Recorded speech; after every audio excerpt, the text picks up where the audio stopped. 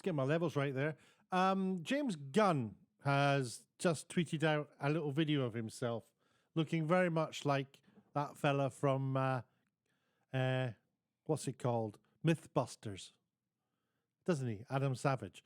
But he's tweeted out a video of himself, and I want to go through it. I want to go through the video because he's talking about the DC universe and DC comics and DC and everything DC, and he's talking about everything being connected, which is ironic that DC, because DC stands for disconnected. But the disconnected universe, or the connected universe as he wants to call it. Now, if you don't know anything about DC, it's kind of like the rival to Marvel. It's a shared universe. Reading from Wikipedia here, so it can't be trusted. Superheroes such as Superman, Batman, Wonder Woman, Robin, Martian Manhunter, The Flash, Green Lantern, Aquaman, Green Arrow, Captain Marvel, Justice League, Teen Titans, Suicide Squad. So, I mean, we've actually, you see, what's interesting about this is I think a lot of like normies, of which I'm one, the comic books of, like, say, the Suicide Squad didn't really know anything about, but James Gunn actually did a good job of bringing it to us, and it was an immediate, well, it wasn't an immediate hit, it was a big flop, and then the second one was actually not so bad. Reasonably enjoyable, certainly funny in places. At the beginning, great openings to both films. But there's some of these characters I just don't know anything about. Wonder Woman we know, Batman we know, Superman we know, Martian Manhunter. Didn't we see him at the end of the Justice League? In a way, I'm kind of sad that we're not continuing on with Justice League, but maybe we will further down the line. Anyway, let's look at what he had to say in his tweet, and we can sort of just listen to it together, and I'll chuck my comments in as and when I want to. All right, here we go. Hey everybody, I'm James Gunn. I'm the co-CEO of DC Studios. So as many of you know, DC has been disconnected in film and television for a long time. And it's one of, our jobs, mine and Peter's, is to come in and make sure the DCU is connected in film, television, gaming, and animation. That the characters are consistent, played by the same actors, and it works within one story. And if something is outside of that, like Matt Reeves' Batman or Todd Phillips' Joker or Teen Titans Go, that it is clearly labeled as DC Elseworlds, outside of the mainstream DCU continuity. Now, Peter and I have gotten pretty lucky in terms of the 4 projects that are coming out over the next year. First, we have Shazam! Fury of the Gods. Shazam has always been off kind of in his own part of the DCU, so he connects very well. That moves directly into The Flash, a fantastic movie that I really love that resets the entire DC universe. And then to move into Blue Beetle, a fantastic film about a kid who's a marvelous part of the DCU, and then into Aquaman 2, which leads directly into our next few projects, which I'm going to tell you about now. So, Peter and I, along with a group of very talented writers, have started to map out an 8 to 10 year plan of what DC Studios will be in film, television, and gaming. This first chapter is called Gods and Monsters. In a way, this is kind of like good to hear, because this is a mistake that's been made in the past, not mapping out TV shows.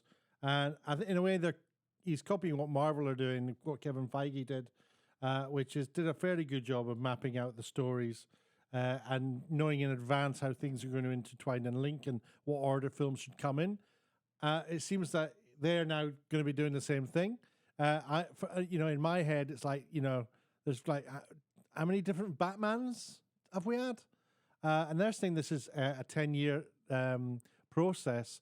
So any actors they sign up are going to be locked in for 10 years, because he's saying we're going to keep the actors for everything. And these contracts are going to be huge, because they're also buying the rights to them to do the computer games and any animated elements and any films and TV shows, spin-offs, appearances in, because there'll be, people from films, actors from films might be appearing in the TV shows, and they're trying to create this whole universe that seems to have a chronology to it.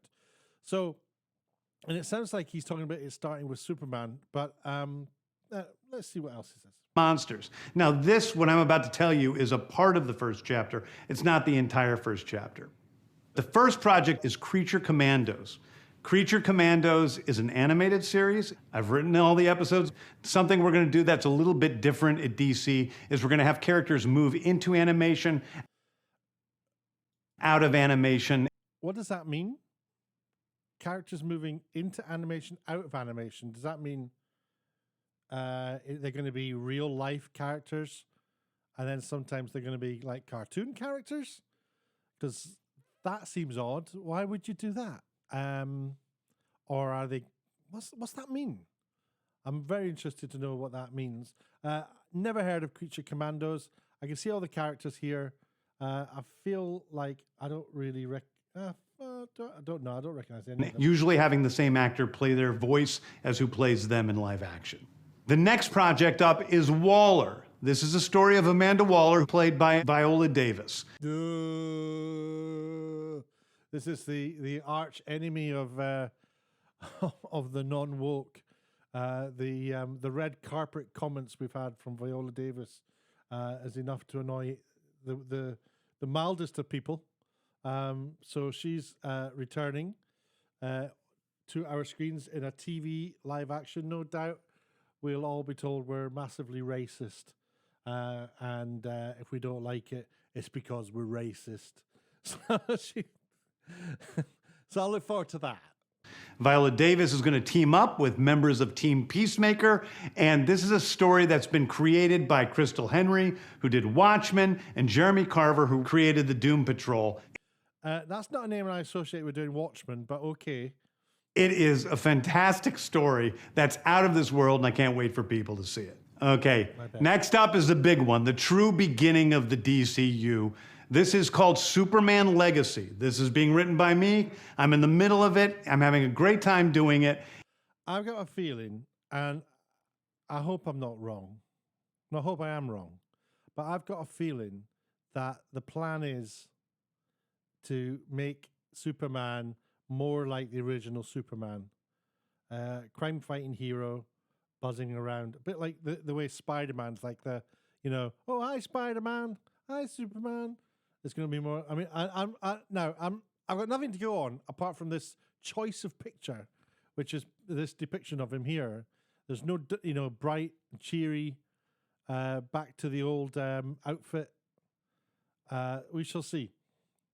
There's nothing menacing about this Superman, and I liked it when Superman had a little bit of menace about him. And Superman will be released into theaters July 11th, 2025.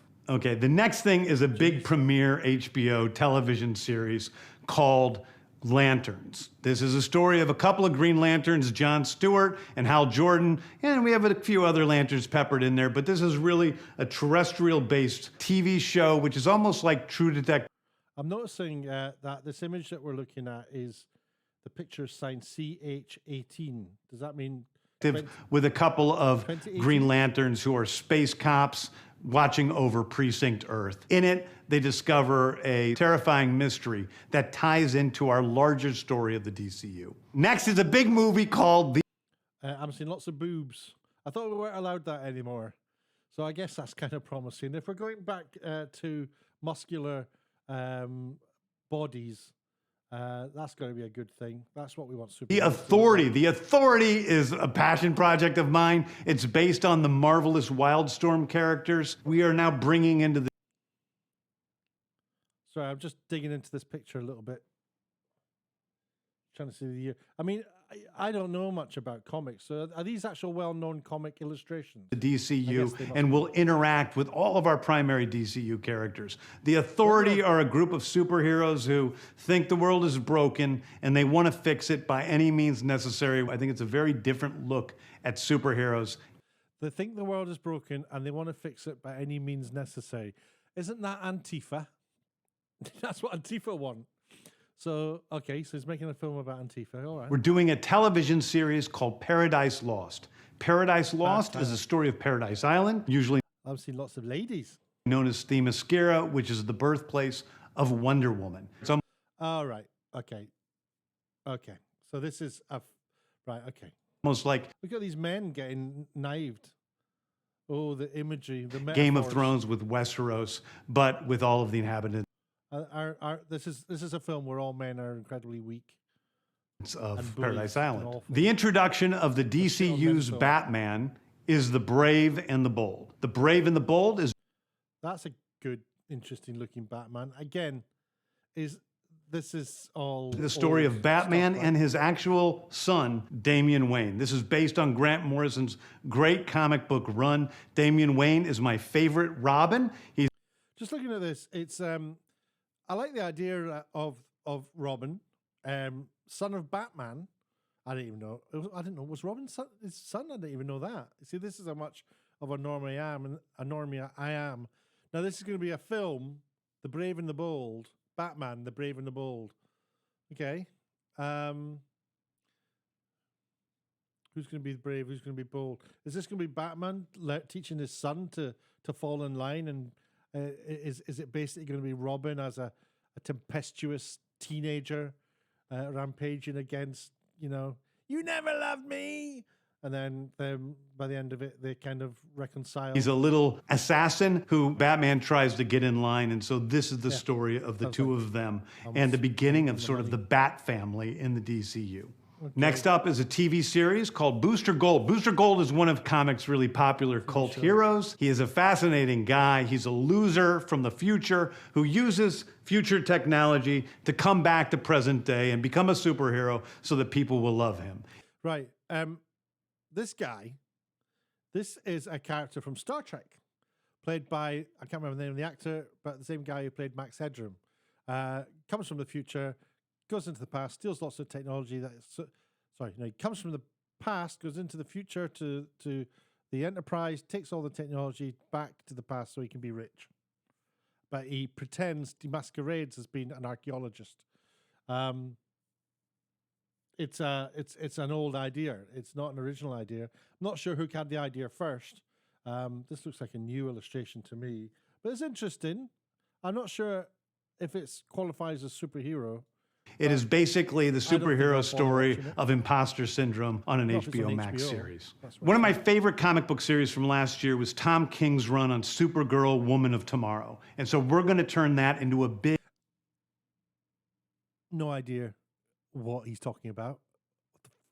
I mean, Supergirl, was that good? Did that not get axed? Was that on the what's it called? The something W. The W. Was it just called the W? I don't know the name of the station, the channel. But wasn't that shit? But he's like, it's really great, bringing it back.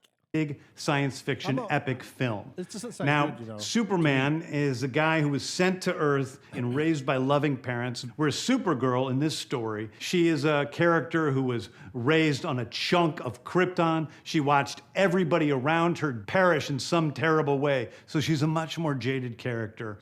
And that brings me to Swamp Thing, the last thing we're going to talk about, a very dark horror story in the origins of the monster who is Swamp Thing. And although it's totally outside of the rest of the DCU, it will still feed into the rest of the stories. How? Anyway, How can it? If it's totally outside of the universe, how can it feed into the stories? By myths? It being a myth? Is he giving a clue away there? Are they going to talk about the myth of Swamp Thing? I don't know. Let's see what else he's going to... Those are the stories that I can tell you about right now. I've loved the DC characters since I was a child. They're incredibly important to me.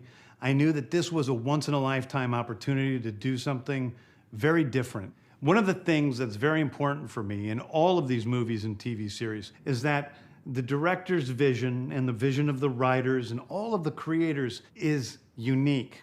And something special. Storytelling is always king. That's all that matters to us. And I want to be true to those stories. I want to be true to you guys and really give you something different than you've ever seen before. Anyway, thank you, everybody. I appreciate you watching. I hope this was exciting for you because it's really exciting for me. And I can't wait to start to dive into these stories with you guys on this grand adventure. Thank you so much. You can't help but like him. How disgustingly young is this fella, and how well is he doing for himself? So that's pretty interesting. what's going to happen? What's going to happen? Well, we've got 10 years of videos ahead of us as we take a deep dive into all the work that they're doing. I really loved Justice League, Zack Snyder's Justice League. I thought it was awesome. I didn't mind the original Justice League, but just because I was too uninformed. When I saw what Zack Snyder had actually intended, the original one is pants. The Zack Snyder's Justice League is so good and so dark, and I just think that is where they need to be going with these things. I've got a feeling he's going to go the other way and be a much more less dark. I don't know. We'll see. We'll see. The Supergirl, the jaded Supergirl sounds. I don't know. That could be interesting. An angry woman with superpowers. So she will hate Superman. She'll hate everyone. She'll hate men. Maybe not. I don't know. Well, who knows? It depends how. It depends. I don't know. We could be in for a world of pain. I tweeted in a response to him, which one question, which was, one question I said, will it be woke? I think that's all I really care about. If it is, if they're going to be wagging their fingers at us again or telling us off on having actors telling us off on red carpets, then they'll have lost my interest. But I don't know. It'll be interesting to see what happens. Interested to see or hear what you think. Let me know down in the comments below. James Gunn, the master, co-CEO, he said. So that's fairly impressive. Sounds like he's going to be able to call the shots and won't be taking notes. And that is something that definitely does need to happen. Anyway, we'll see. Thanks for watching. Take care. Bye-bye.